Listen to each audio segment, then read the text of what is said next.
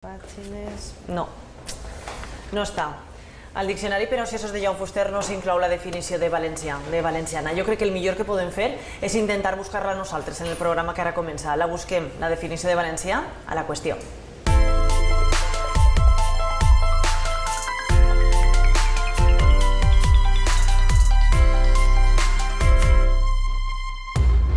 Jo, com a valencià, em sent orgullós de pertànyer a aquesta societat, de la llengua que tinc. Som un poble que té voluntat de ser poble. Tengo una llengua preciosa, una cultura propia, una identitat. Llevamos descomplexes, no tinc de vergonya, per exemple, parlar valencià. És la llengua amb la que estime, amb la que visc i amb la que somie. Sentir-se valencià, independentment d'on vingues o fins i tot on visques. Una identitat que, per desgràcia, està contínuament en discussió.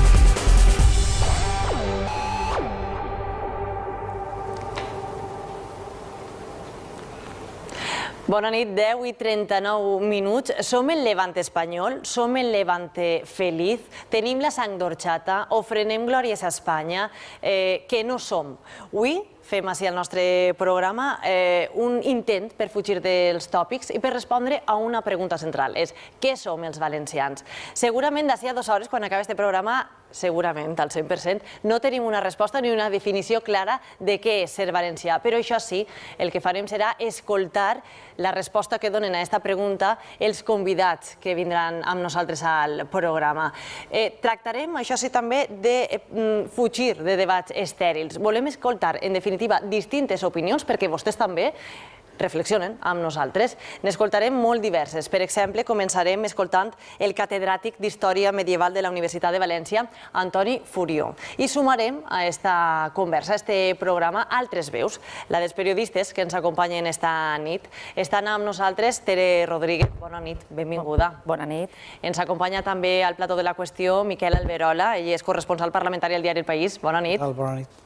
Victòria Mora és periodista també, col·labora en distints mitjans de comunicació de les comarques del sud. Bona nit. Bona nit. I Seguí Castellano, també col·laborador de distints mitjans de comunicació, és d'una circumstància que dirigís el Musiquer, un programa de la xarxa d'emissores municipals valencianes, que a més s'escoltarà, sí, ja ho anava a dir jo, s'escoltarà així a la ràdio de Punt Mèdia a les 7 del matí. Haurem de matinar. Bona nit i benvingut. Ben trobada, bona nit. Però, com hem dit, el que ens interessa és que aquesta reflexió siga compartida, que vostès també participen, que ens facin aplegar la seva opinió, que ens facin aplegar les seues idees. I la seva resposta a aquesta pregunta és què és ser valencià, què som els valencians? Adelaida Ferrer, companya. Bona nit, Jessica. La nostra etiqueta d'esta nit és Coixinet LQ, que som. A partir d'ara mateix ja poden començar a enviar-nos a través de Twitter les seues respostes a la pregunta que ens plantegem esta nit. Què som els valencians? I encara un altre element, esta nit els proposem un viatge per un espai simbòlic per a tots els valencians. Al final de la nit, com en cada programa, veurem de quin lloc es tracta, però de moment així comença la nostra visita.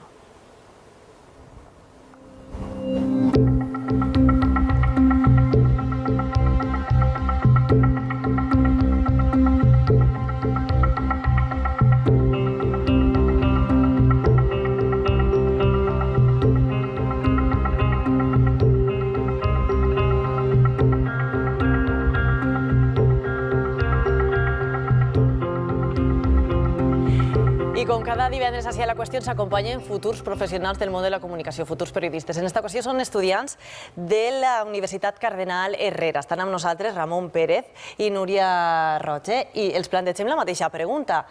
Què és ser valencià? Què som els valencians? Per a mi ser valencià no és només anar els diumenges a menjar paella o anar a la Tomatina o a Sant Joan, que també. És molt més que això. És escoltar el nom de Ricard Camarena, de Cavadas, de Núria Roca, Felipe Pantone i sentir molt d'orgull. Una definició, per començar, ben interessant. Ramon, el planteja la mateixa pregunta. Què som els valencians? Doncs a mi m'agradaria continuar amb la idea de la meva companya i dir que els valencians no només són personalitats reconegudes ara mateix, sinó que al llarg d'altres èpoques històriques també noms com ara el pintor Joaquim Sorolla, el periodista Vicente Blasco Ibáñez, per exemple, Sant Vicent Ferrer, són noms que han marcat la història no només de la comunitat valenciana, sinó també d'arreu del món. Perfecte. Teniu amb vosaltres 2 llibretes de les que empren els professionals d'esta casa. Vos demanarem que preneu nota, que estigueu atents al que diu el nostre convidat. Li llançareu també una pregunta al nostre convidat i per acabar vos demanarem un titular que resumisca tot el que heu escoltat. Vos pareix? Perfecte? Perfecte. Vinga, doncs ara ja sí, és moment de donar la benvinguda al plató de la qüestió. El nostre convidat està amb nosaltres. Antoni Furió, bona nit, endavant.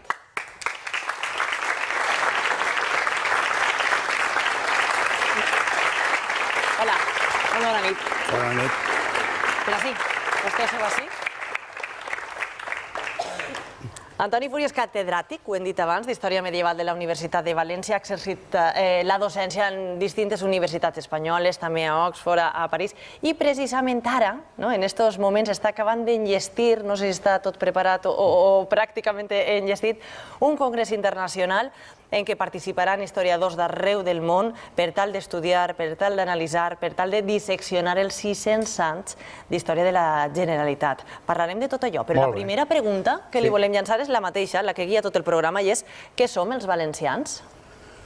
Bé, tot el que han dit les persones que han participat en el vídeo, el que han dit també els 2 estudiants, i moltes coses més. Jo diria que els valencians són història, llengua, cultura, tradicions, costums, emocions, sentiments, present i futur. Ara, dit tot això, i sense agranar per a casa, els valencians som un producte històric. I m'agradaria que s'entenguera bé. Els valencians som el que som perquè ens hem fet al llarg de la història. Tots els països són productes històrics, encara que no tots estan d'acord en això. No sé, m'imagino que la cultura general de tots entra al coneixement del Gènesi, el primer dia Déu crear la terra, separar la llum de la foscor, el segon separar les aigües de la terra, i hi ha gent que diu, i quan les aigües se separaren de la terra i emergiren els continents, allí estava ja Espanya, allí estava ja França. És a dir, la idea de la eternitat, de països eterns. Bé, ni França, ni Espanya, ni Alemanya, ni Anglaterra, ni el País Valencià són eterns. No són... Com l'imperi romà tampoc va ser etern. Tots els països tenen una data de naixement, tenen una data de caducitat, inclosa la nostra, hem de procurar que dure el més possible, però són productes històrics que estan situats dins de l'escala del temps. Fa molt de temps que no existeix l'imperi romà, que no existeix la Síria de Nabucodonosor, i ningú plora per això. Ningú plorarà pels valencians d'ací 2.000 o 2.000 milions d'anys quan no existim. Hem de ser conscients d'això. Per tant, hem de fer tot el possible per viure plenament com a valencians. Perfecte. Està clar que les definicions sempre són complicades i en aquest cas a més controvertides, sabem, no? Però veiem ara què diem els mateixos valencians quan ens pregunten de manera directa pel sentiment identitari. Doncs el Centre d'Investigacions Sociològiques, Jessica, el CIS, en el seu baròmetre del mes de setembre, preguntava justament per això, pel sentiment identitari dels ciutadans. I fixen-se perquè els resultats a casa nostra, segons aquest estudi, els valencians es defineixen majoritàriament tant espanyols com valencians. Hi ha un 21% de la població que només se sent espanyola, mentre que hi ha un 6% que es declara més espanyol que valencià i un altre 6% que es declara més valencià que espanyol. Només l'1% de la població se sent únicament valenciana. I una altra dada interessant que ens ajudarà a entendre com som, que ens retrata com a societat, és que el 25,5% de la població considera que li agradaria més viure en un estat amb un govern central sense autonomies. Un 38% de la població creu que l'actual model autonòmic hauria de canviar-se. A 13 de cada 100 els agradaria viure en un estat on les autonomies tingueren menys competències que les actuals, mentre que hi ha un 11% de la població que preferiria que aquestes mateixes autonomies tingueren més competències. I hi ha un 6% de la gent que li agradaria viure en un estat on les autonomies, Jessica, tingueren la possibilitat d'esdevenir estats independents. Gràcies, Adelaida. Hem vist que només un 1% es declara únicament valencià. A què podem atribuir aquest resultat? A què l'atribueix vostè? Bueno, jo crec que, de nou, la història és molt important. Ja va dir el comte duc d'Olivares que los valencianos son más muelles, és a dir, el tema del sentiment identitari no ha estat històricament molt fort, ha tingut, evidentment, moments àlgids que sempre han coincidit en moments diguem, prodigiosos, moments de progrés, ha tingut altres moments més baixos en què ha estat durament reprimida i això té unes seqüeles que arriben ara.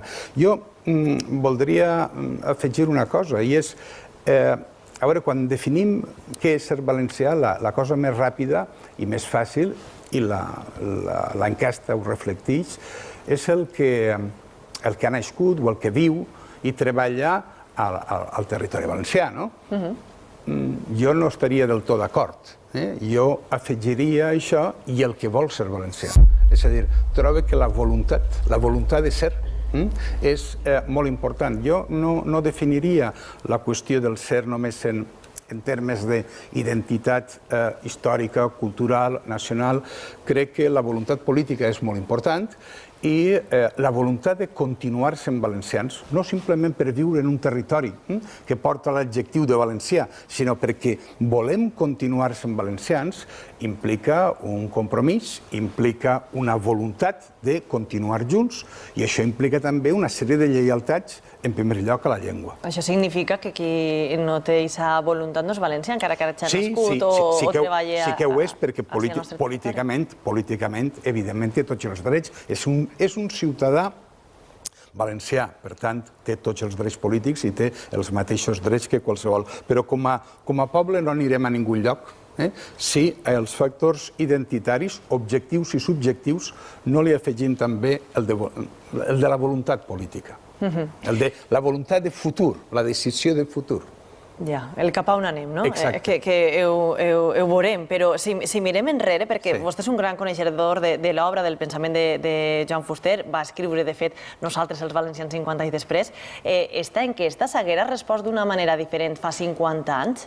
Els valencians han canviat molt en aquests 50 anys? Han canviat moltíssim, Hem passat d'una societat agrícola, en tots els sentits que té, no únicament econòmic, sociològic, sinó també cultural, a una societat terciària.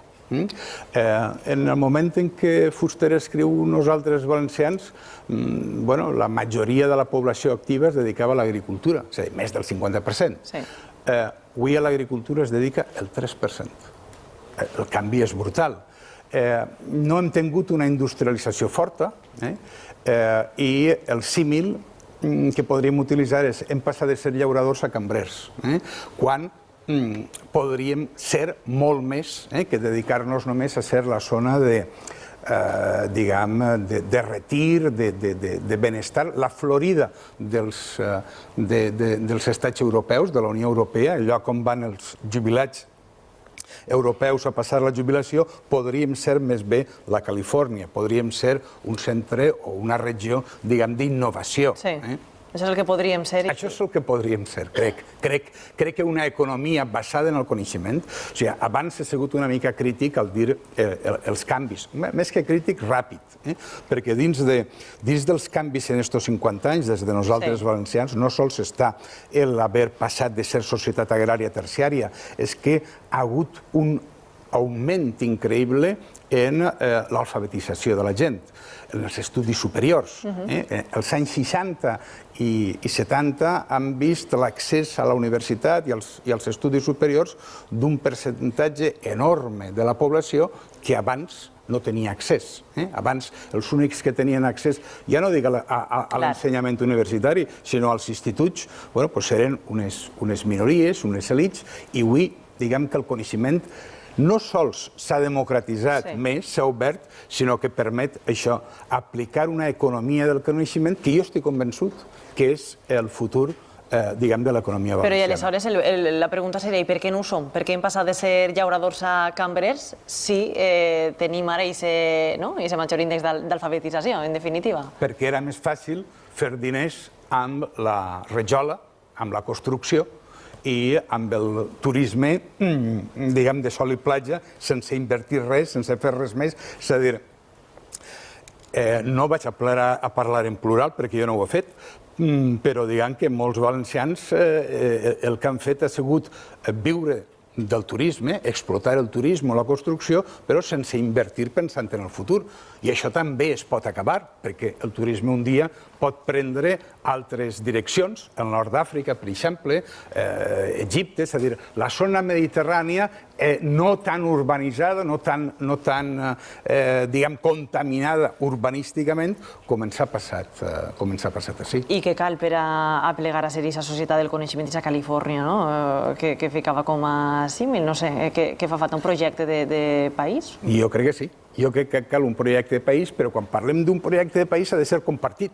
És a dir, ha de ser un projecte en el que intervinguen institucions públiques, però també el sector privat, han d'intervindre els empresaris, ha d'haver una major comunicació entre els centres, diguem, d'investigació o de formació, com la universitat, però no sols la universitat i la indústria, i evidentment ha d'haver una aposta decidida per uns llocs de treball molt més qualificats. Estic segur que en els pròxims anys va canviar, no sols així, sinó a Espanya, a Europa, en molts llocs, les formes tradicionals de treball. Molts llocs de treball desapareixeran, però al mateix temps se'n crearan de nous. Hem d'estar preparats per això. La pregunta és, s'està fent això? Això li anava a preguntar jo, s'està fent? Hi ha la voluntat que vostè demanava en un principi? No em pregunti això perquè jo sóc un pobre catedràtic d'història medieval. És a dir, no estic ni en el govern valencià, ni en l'empresariat valencià, ni en els mitjans de comunicació valencians. Tinc les meves opinions i és el que oferisc. Vinga, doncs com a catedràtic d'història medieval, que celebrem el 9 d'octubre? Estem plantejant-nos aquesta pregunta perquè estem a les portes de la nostra diada, no? Efectivament. A veure, el 9 d'octubre celebrem l'entrada de Jaume I en la ciutat de València. No és el dia que va conquistar València, va ser la vespre de Sant Miquel, 28 de setembre, però és el dia que el rei entra en València, entra en la mesquita major, convertida ja en catedral, i és el dia que tradicionalment commemorem com a la data de naixement del poble valencià. Per què? Això és interessant, perquè la gent pot preguntar, bueno, és que els valencians també existien abans, la cova de Bolomor, l'època romana, l'època visigoda, no. Valencians eren els habitants de la ciutat de València, eren els habitants d'aquella colònia romana que es fundà en una illa del Xúquer. I mai havia hagut, abans de Jaume I, cap regne de València. Havia hagut una taifa, com també la taifa de Dénia, com també altres coses. Però el regne de València és una creació de Jaume I. Per tant, podem dir que els valencians tenim una data de naixement que és 1238, o igual dona 1233-44, perquè la conquesta no es va fer tota en un any, en un dia. Són 8 segles de valencians. Per tant, és la nostra data fundacional, això és el que celebrem. A això se li afegeix enguany una altra data importantíssima des del punt de vista commemoratiu, no solament celebratiu, que és el 600 aniversari de la Generalitat. Aplegats a aquest punt, el 600 aniversari de la Generalitat, està clar que, com en tot, hi ha controvèrsia, no? 600 o 40 postures diferents, com les que veiem a continuació.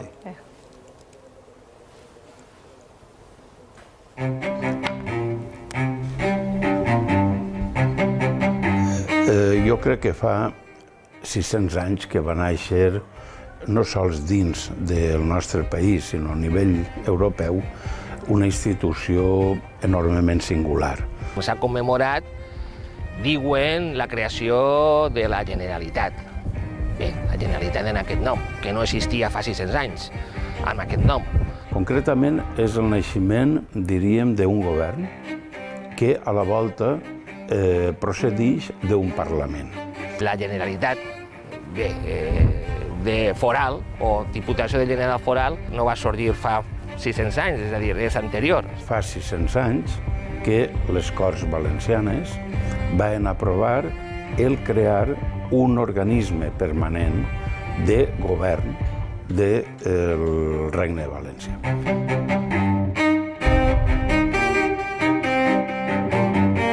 Una cosa és la Diputació de General Foral i una altra cosa és la Diputació de General, no la Diputació del General, sinó la Generalitat actual, que és una cosa totalment distinta, senzillament que agafa el nom de Generalitat. És a dir, estem celebrant 600 anys d'un govern, realment. Per què? Perquè tenia en les seues mans tot el sistema financer del Regne de València. La Diputació General Valenciana era com una mena de Ministeri d'Hisenda. Les Corts eren colegisladores i el rei també. Això és un cas únic en Europa. Aquest poder executiu que tenen aquestes Corts, tant les catalanes estrictes com les aragoneses, no les tindran pas les valencianes. Mai les tindran pas les valencianes. No estic d'acord. Es crea el que podríem dir una diputació permanent de les Corts, però també un govern, que a més d'acord amb aquest pactisme que teníem, cada volta va tenint més poder. Al Principat de Catalunya es proclama la República Catalana el 14 d'abril de 1931. 3 dies després és rebatejada amb el nom de Generalitat.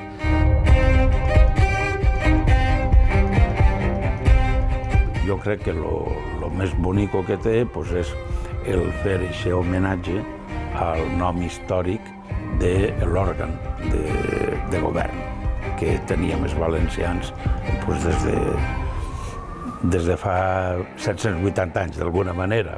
Des del nacionalisme valencià, que la forma nostrada de catalanisme, es va reivindicar una institució semblant. Aquesta aportació ha romàs, i gràcies, poden dir, perquè a saber si no arriba això a quallar, quin nom s'hagueren posat.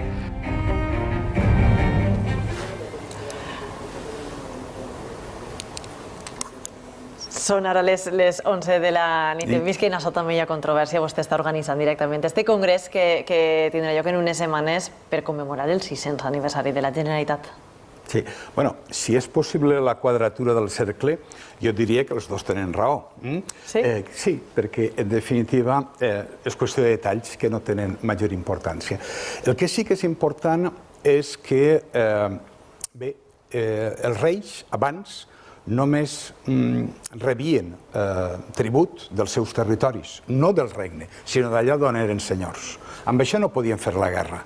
I per a fer la guerra, sobretot en la segona meitat del segle XIV, amb Castella, una guerra llarga que va destruir molt els territoris de la Corona d'Aragó, els valencians entre ells, els monarques, també és el moment de la Guerra dels 100 anys entre França i Anglaterra, els monarques passen a recaptar impostos. Ja no són tributs, són impostos sobre tots els habitants del regne. Ara, mentre que en les corts castellanes i franceses es votaven els subsidis, però després eren els monarques els que recaptaven els impostos i se'ls gastaven com volien, en la Corona d'Aragó i el Regne de València entre ells. Però no és l'únic lloc, també en Provença, també en Borgonya, també als Països Baixos. Les Corts voten, però elles administren i gasten els diners, no directament, perquè les Corts només es reuneixen quan el rei les convoca, sinó a través d'una diputació permanent. I aquesta diputació permanent és la Diputació del General, d'on després vindrà el nom de Generalitat. I aquesta diputació naix en el segle XIV, en el context en la guerra amb Castella, per això té raó un dels dos que parlaven, David Garrido, que és anterior a 1418, però, clar, era una institució encara fràgil, encara no tenia una vida consolidada. En 1418, Alfonso el Magnànim, en les Corts Valencianes que se celebraren en la ciutat de València el 22 de març en el convent de Sant Domènec, que era on se solien celebrar, fixar junt amb les Corts, l'estructura de la Generalitat. L'important, un segon, l'important... No, és que crec que això ens caracteritza molt als valencians i als altres. És que mentre en França i en Castella la sobirania és del rei, el rei és qui mana i està per damunt de la llei, en la Corona d'Aragó i el Regne de València dins, la sobirania és compartida entre el rei i les Corts. Les Corts són la representació del regne. Com que la Generalitat és emanació de les Corts, la Generalitat és l'encarnació política del regne. El rei no està per damunt de les lleis, sinó que està per baix. Antoni, si votem a l'actualitat, deien que organitza este congrés del 600 aniversari, però este número tan rodó no sé si està passant una miqueta inadvertit. Bueno, la veritat és que si estiguérem en un altre lloc no passaria tan desapercebut, no? Els valencians, abans preguntaven per què el resultat de l'enquesta? Bueno, una primera resposta podria ser on està el cas que se li ha fet al 600 aniversari? És que no estem parlant de 550, ni de 250 o de 320. Estem parlant de 600 anys. Número redó. Número redó i important. No és poca cosa. És una xifra contundent. Això, sí, per què no dir-ho, al País Basc o a Catalunya no passaria. I per què així sí que passa? Bueno, doncs això, per què no? Vull dir, el problema és col·lectiu. No vaig a dir, és que la Generalitat no ha fet, és que la Universitat no ha fet. Justament la Generalitat i la Universitat són les que estan organitzant-ho, no? La presidència de les Corts ho va fer en altre moment, però tampoc es pot dir que des del dia 1 de gener ni als mitjans de comunicació, per incloure també a tot el món, o les entitats ciutadanes, culturals, etc. No, els valencians som així. Espero que després del Congrés les coses siguin distintes, perquè, evidentment, és tota una setmana de diumenge a diumenge de Congrés, 180 participants, com molt bé has dit, d'Europa, d'Estats Units, en fi, vull dir que no venen, òbviament, a parlar només de la Generalitat Valenciana, també, però a situar-la en el context del seu moment, és a dir, comparar-la, que és la millor manera de conèixer una cosa, amb la comparació. Comparar-la amb el que hi havia a Castella, a França, a Anglaterra, als Països Baixos, veure si era una institució avançada o no a l'època, ho era, i sobretot també què passa fa 40 anys, quan es va restablir una cosa que també tenia raó David Garrido, quan diu és que la Generalitat Valenciana té el nom de l'antiga institució, però avui és una altra cosa, evidentment. I si tornem a parlar de les definicions, en moltíssimes ocasions, ja sabem que són molt complicades, però sí, en moltes ocasions s'han definit en negatiu. Alguns diuen no som espanyols, altres diuen no som catalans. Per què aquestes definicions en negatiu? A veure, en el segle XVI, per exemple, els valencians es consideraven els més espanyols de tots i estaven molt calents perquè l'adjectiu d'espanyol se l'hagueren apropiat els castellans. Jo crec que ahir hi ha un problema gros, és a dir, els valencians som espanyols. Per què? Perquè formen part d'una realitat geogràfica que es diu Espanya. Igual com n'hi ha una altra que es diu Itàlia. Són realitats geogràfiques.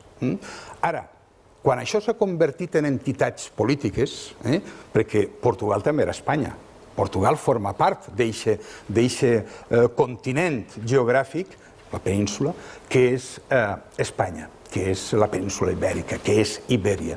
Però quan això ha passat a tenir una dimensió política, quan s'ha construït un estat ahir, i aquest estat, desgraciadament, s'ha fet sobre una matriu castellana. S'ha fet, en bona mesura, en contra dels valencians. No s'ha fet de manera horitzontal, com era, per exemple, l'Espanya dels Àustries, l'Espanya dels Reis Catòlics, per exemple, sinó que des de 1707 Espanya s'ha construït verticalment i cada vegada més des del centre contra la perifèria, aprofitant la perifèria, però no tractant d'integrar-la. I això dura fins avui. Per tant, s'explica el desafecte respecte, no d'Espanya, ni de la pròpia autoidentificació com a espanyols, sinó de la forma en com s'ha construït Espanya o en com s'ha construït l'estat espanyol. Això remuntaria molts més segles enrere, però si mirem els últims 40 anys i la transició, s'ha perdut l'oportunitat en la transició, per exemple, de definir-se com a poble sense necessitar d'això? A mi em sembla que sí. A mi em sembla que sí. A mi em sembla que en els anys de la transició tot semblava possible. I tot semblava possible perquè eixíem d'una dictadura. I quan eixes d'una dictadura no se sap els límits, no se sap on pots arribar.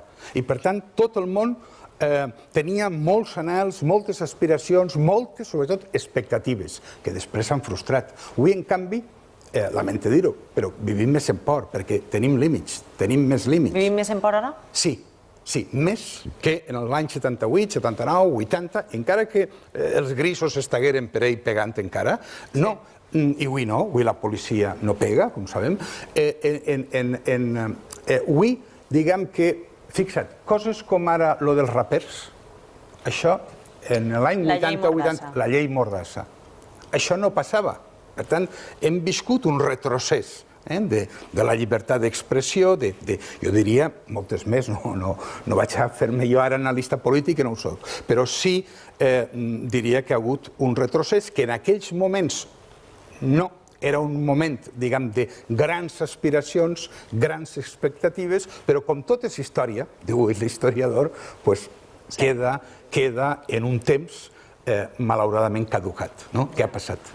I a tot això, el marc normatiu que actualment ens definís com a poble dins l'estat espanyol és l'Estatut d'Autonomia, l'última reforma del qual roman guardada en un calaix i s'ha plegat a ajornar, Adelaida, fins a 48 vegades.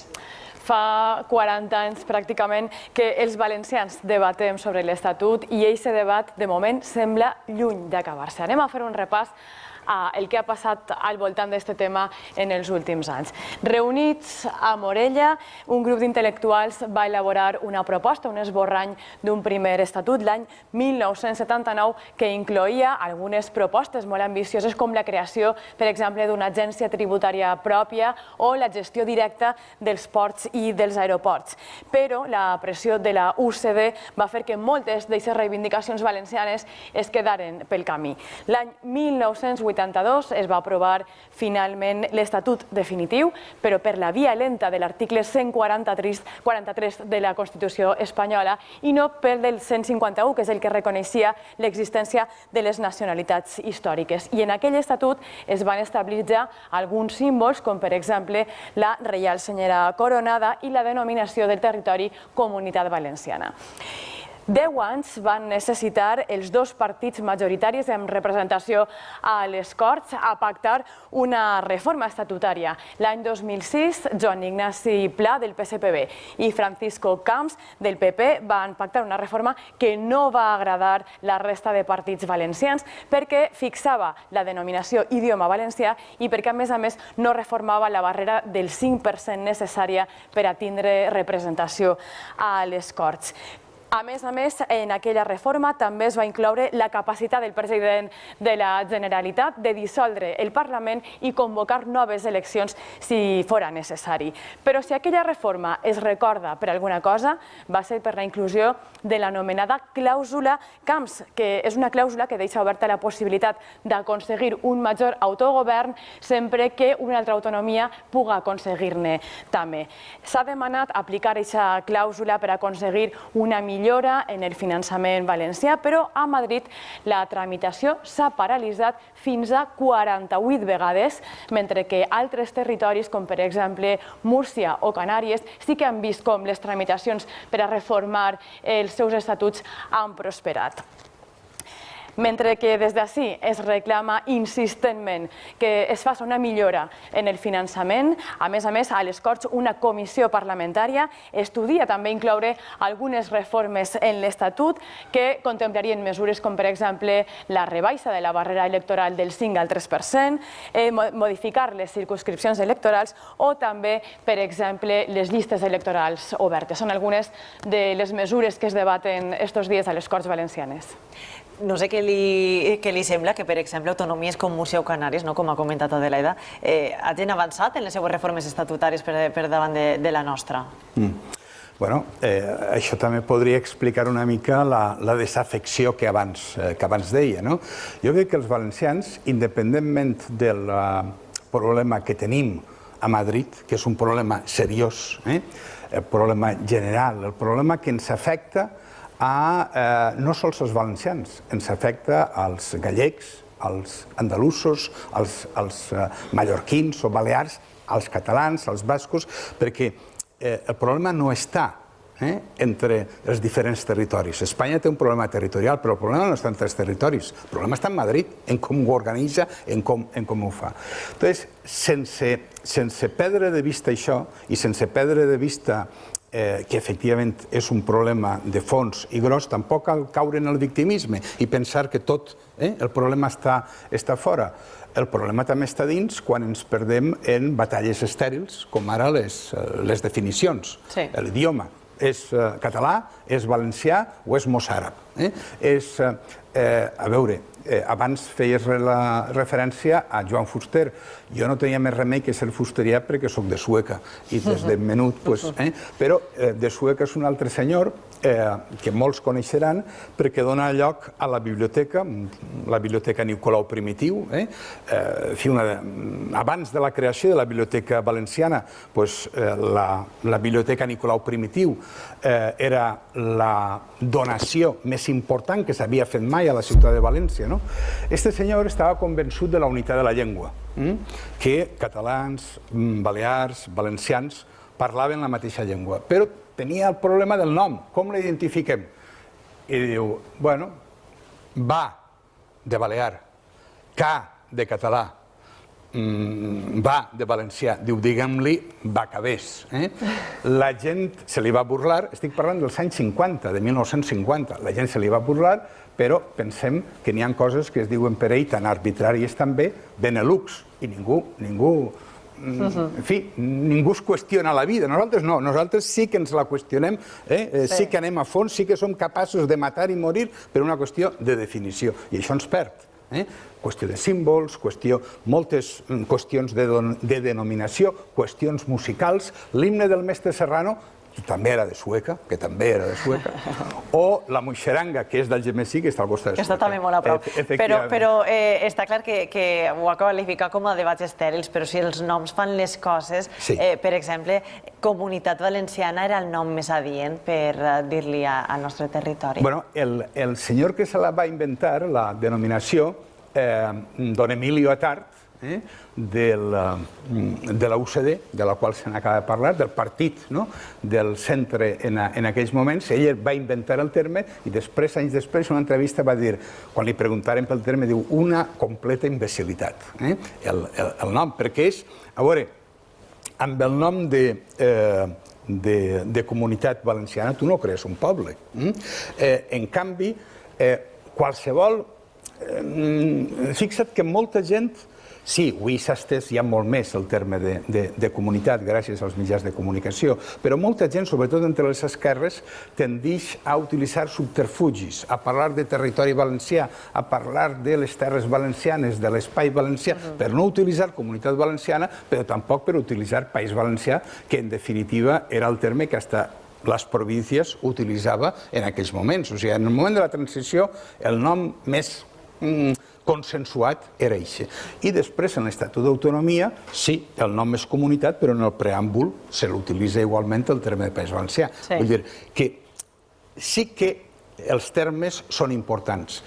El nom fa la cosa, però al mateix temps no ens entestem tant que siguem incapaços de veure, per exemple, dues coses molt sagnants, per a mi molt sagnants. L'AVE, que jo el vaig conèixer abans que es diguera AVE, en França es deia TGV, el tren de gran vitès, el tren d'alta velocitat. Així li posaren AVE per allò de posar espanyola, alta velocitat espanyola. Bueno, no sé si el públic, l'audiència, recorda que es va crear en Espanya en 1992. En 1992. En fi, han passat 36 anys, quasi 40 anys. On està l'AVE des de València als Pirineus? On està l'AVE que ens comunica no sols en Barcelona, sinó en Europa? On està aquest AVE? En el segle XIX, quan crearen el primer ferrocarril, va ser Barcelona-Mataró, però immediatament hi hagué en València, hi hagué en Madrid, hi hagué en tots els llocs, on hi havia demanda. On hi havia demanda, bé siga per les empreses, bé siga pels viatgers, pel tràfic. El tràfic per la costa mediterrània crec que és indubtable. Per què? No dic 5 anys després de Sevilla a Madrid, sinó per què 36 anys després no el tenim? Per què es va crear primer de Sevilla a Madrid? En el govern hi havia un senyor que li deien Felipe González, que era de Sevilla, i es va crear políticament, no econòmicament. Vull dir, des del punt de vista... Ahí entraríem a parlar d'allò de l'Espanya radial i tot allò. Efectivament. Però m'agradaria també introduir un tema que no hem tractat. Hem parlat d'identitat, no? Perquè, clar, com defineixen la seva valenciania les persones que habiten a les comarques que s'han conegut popularment com allò de la València castellana? Em referisc a les persones dels Serrans, d'Ademús, no sé. En principi, valencians són tots, ja he dit, però hi ha una distinció entre aquelles comarques històriques valencianes que han sigut castellanoparlants perquè van ser majoritàriament repoblades per aragonesos, i després hi ha altres comarques, altres ciutats, Utiel i Requena, per exemple, que formaven part de Castella, és a dir, històricament són castellanes, però que en les divisions administratives del segle XIX s'incorporaren a la província de València, en el cas de València. Bé, jo crec que ha hagut molta por des de València a intentar normalitzar la qüestió de la llengua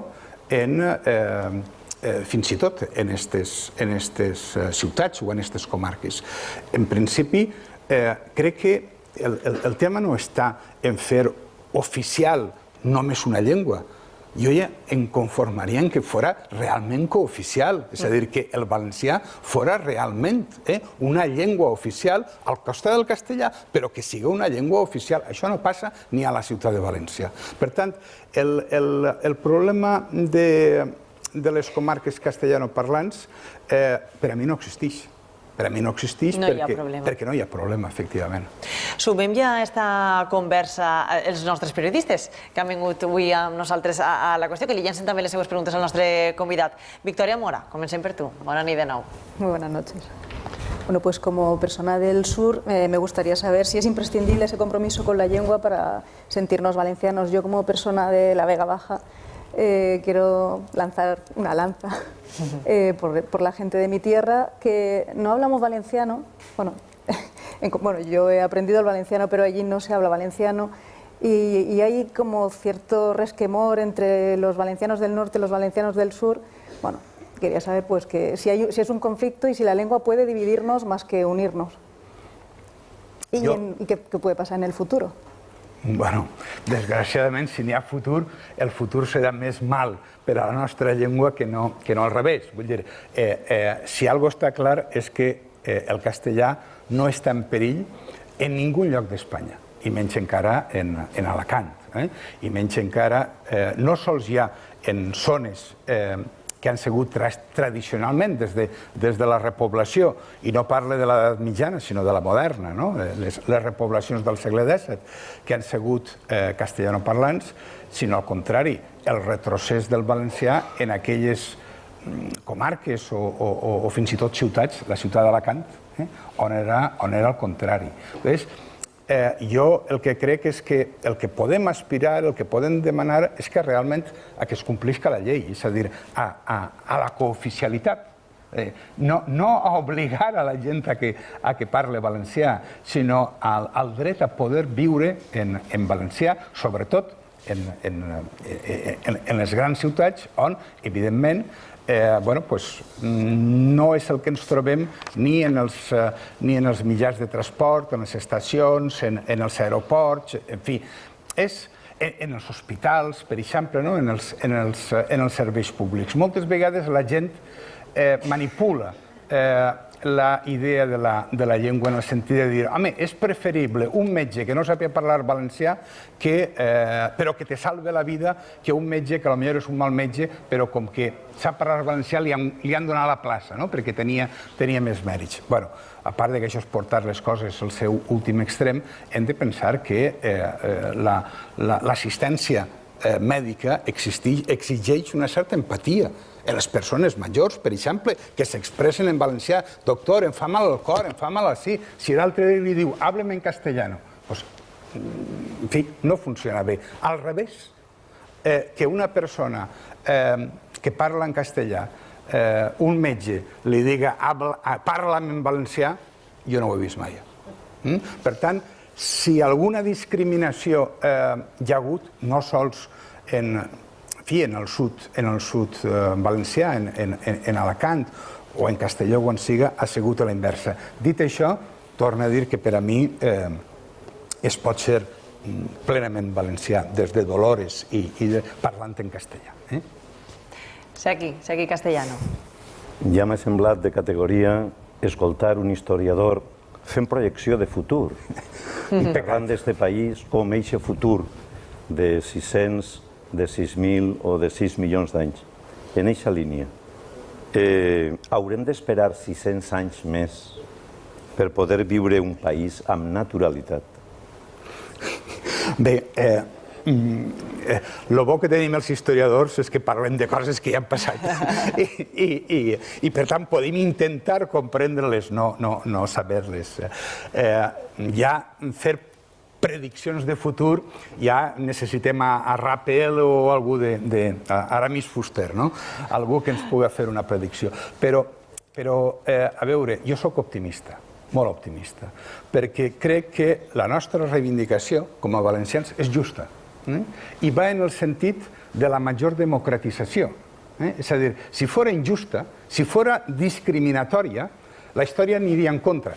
També he de dir que això és fals. La història ni jutja ningú ni va en contra, la història segueix el seu camí. Però per entendre'ns, diria que anem a favor de la història. És a dir, jo crec que arribarem a un grau d'integració europea molt alt i que això és el nostre marc.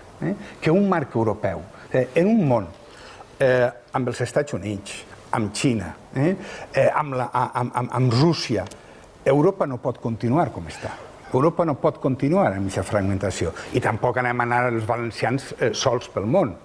Aleshores, la integració europea, el fet de pensar també que serem millor governats des de Brussel·les o des d'on estiga la capitalitat europea, el fet de caminar cap a un aprofundiment democràtic, crec que juga al nostre favor i que ens permetrà pensar que els nostres fills i els nostres nets no seran els últims a parlar valencià o a sentir-se valencians, sinó que la cosa continuarà, en fi, alguna generació més. Quantes? No ho sé, però almenys en el futur pròxim no crec que estiga amenaçat de mort. Amb naturalitat era la clau? A naturalitat, ja havia entès. És que la naturalitat jo la lligue a la integració europea, és a dir, a tindre realment uns garants de la nostra qualitat democràtica. És a dir, si jo pensara que la situació actual va perllongar-se molt de temps i que depenem només de les estructures polítiques, judicials, administratives, fiscals d'este país, no seria optimista. Pensant en una integració europea i en un major garantisme de llibertats, de respecte a la diferència, a la diversitat, ahir crec que tenim més possibilitats. Ara és el torn, Antoni, dels estudiants de periodisme, dels futurs professionals de la comunicació, són Ramon Pérez i Núria Roig, i recordem, a més, que venen de la Universitat Cardenal Herrera. Primer vos demanarem també que li feu una pregunta al nostre convidat. Núria, comença per tu. Perfecte. Nosaltres, com a futurs periodistes, voldríem saber si creu que la nova obertura d'un mitjà de comunicació pública, a València, servirà per a la vertebració dels valencians. Absolutament. Estic plenament convençut. Sense apunt, avui no estaríem ara així. No estaríem parlant d'aquest tema. Necessitem apunt i necessitem més mitjans, més apunts, necessitem més televisions. També en aquest sentit crec que la revolució tecnològica va avançar molt i les plataformes televisives també van canviar molt la manera de veure's, inclús. Potser molta gent no ens veu ara en directe. ho veurà després, gravat. I en aquest sentit, doncs clar, si ara tenim una oferta 50 en castellà i 500 en anglès, dic, una persona que posseïsca molts canals, resulta que només en tenim un en valencià. I això afecta molt als temes que es tracten, a la manera en com es tracten els temes, a la creació inclús d'un star system. És a dir, d'unes persones com Jèssica que siguin conegudes, unes cares, la gent puga... Bueno, això no ho teníem.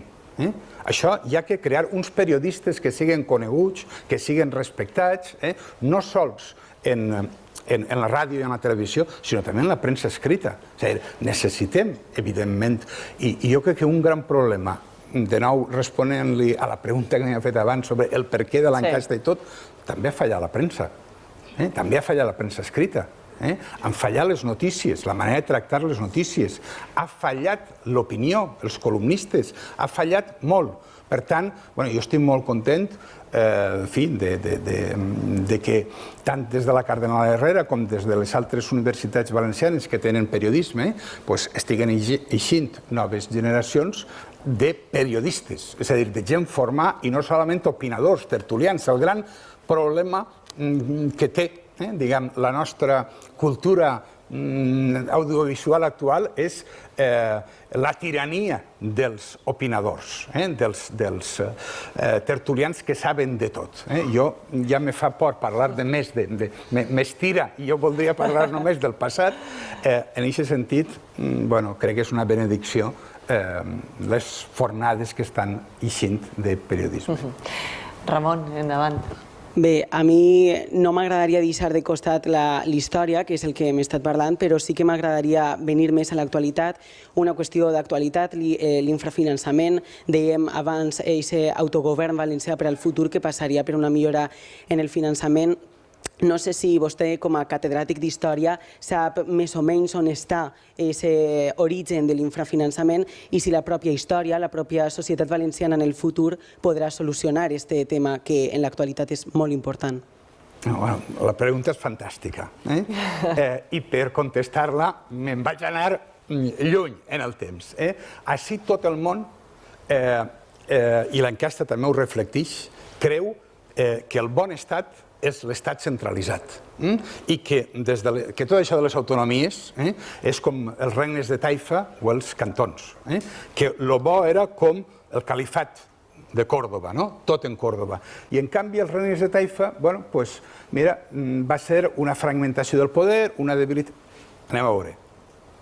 Quan es crearen les taifes, i entre elles la taifa de València, la fiscalitat, els tributs, ja no es desviaven cap a Còrdova, cap a la capital, a ampliar la mesquita. S'invertien localment. I, entre altres coses, va ser en l'època de la taifa quan es va crear la primera muralla de València. I això que encara es pot veure en alguns llocs del centre històric de la ciutat. És quan es va eixamplar la xarxa de regadiu. És quan es va urbanitzar realment València. En moments en què el finançament ha sigut local, regional, per exemple en l'època de la Generalitat, que era la que la gestionava, ha hagut, no sempre ha sigut esplendor, però ha hagut major inversió en les necessitats locals. Ara no. Ara, en fi, no vull allargar-me més, però el greu problema, l'ha assenyalat molt bé, el greu problema que tenim els valencians és l'infrafinançament. Sense diners no ho podem fer, però no diners que ens hagin de donar de Madrid, sinó que no ens lleven tant des de Madrid, perquè són els impostos que paguem, però després no retornen per a inversions. No sé si serà l'única qüestió en què sí que pareix existir consens, no? Això de l'infrafinançament, crec que podíem ficar ahí el matís. Ja és hora que ens doneu el vostre titular, val? Invertim, si vos pareix l'ordre. Ramon, vinga, quin és el titular que li posaries a aquesta entrevista? Tot i que he estat molt atent a tota l'entrevista, sí que m'agradaria quedar-me amb un símil que ha fet el senyor historiador al començament de l'entrevista, i el meu titular seria Història de la comunitat valenciana de llauradors a cambrers, que crec que reflecteix molt, molt bé la situació antiga i la situació actual. Ben destacat. Crítica, Crítica, sí. Però molt bé, el periodista crític. Sí. Núria. Jo vull dir la voluntat és el factor decisiu per ser autèntic valencià. Magnífic. Pagat, Antoni, amb els titulars. En els titulars. Doncs enhorabona, Ramon Pérez i Núria Roche, moltíssimes gràcies per acompanyar-nos avui a La Qüestió i enhorabona per aquests titulars i per les preguntes tan encertades. Gràcies. A vosaltres.